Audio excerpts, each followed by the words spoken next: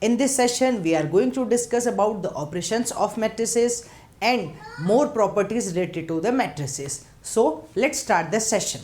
So here we can see, first of all, we will start with the basic operations of matrices, which will include the addition, subtraction, multiplication of matrices, multiplication by a scalar, trace and transpose also we will discuss here. Alright, so let's start with the addition and subtraction of matrices. So if you are having any matrix, how we need to add, okay, what is the criteria for adding any two matrices, what is the essential condition for adding any two matrices. So we can say addition of two matrices is only possible if the matrices are conformable. Conformable means if the matrices are having same size. Same size means same order.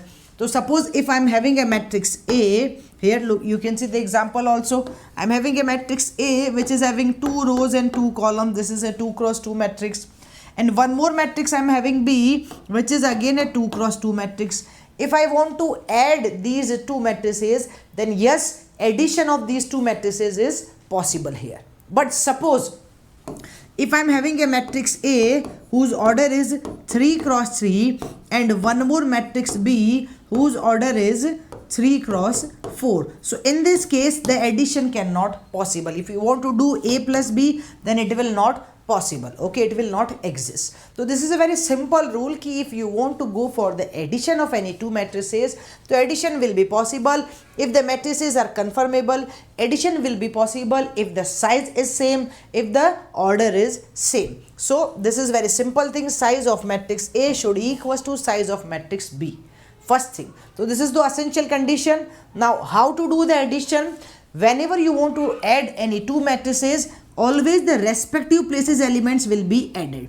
So if I want to add the matrix A with the matrix B, so this is the first row, first element will be added to the first row, first element, right? So respective places elements will be added like this. This will be added to this one, this will be added to this one.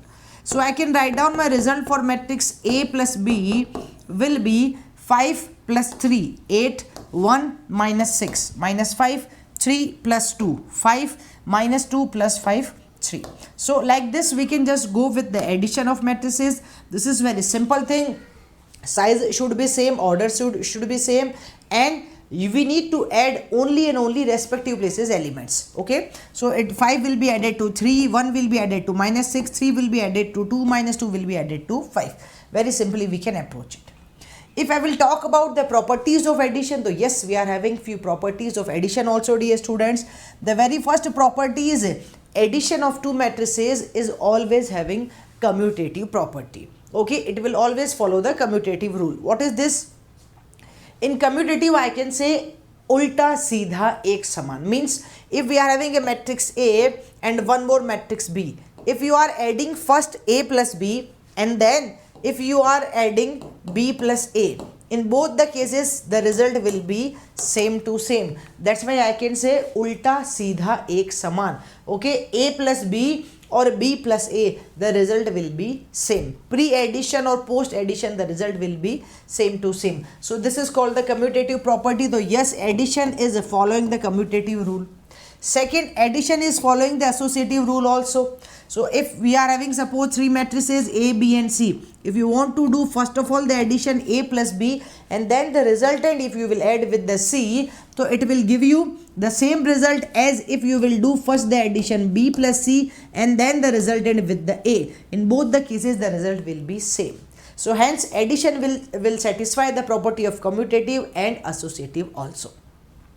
When we are talking about the subtraction, so the condition for subtraction is also same, that the size should be same or order should be same, okay. If you want to subtract any two matrices, then it should have the size of matrix A will be equals to size of matrix B, just like the addition.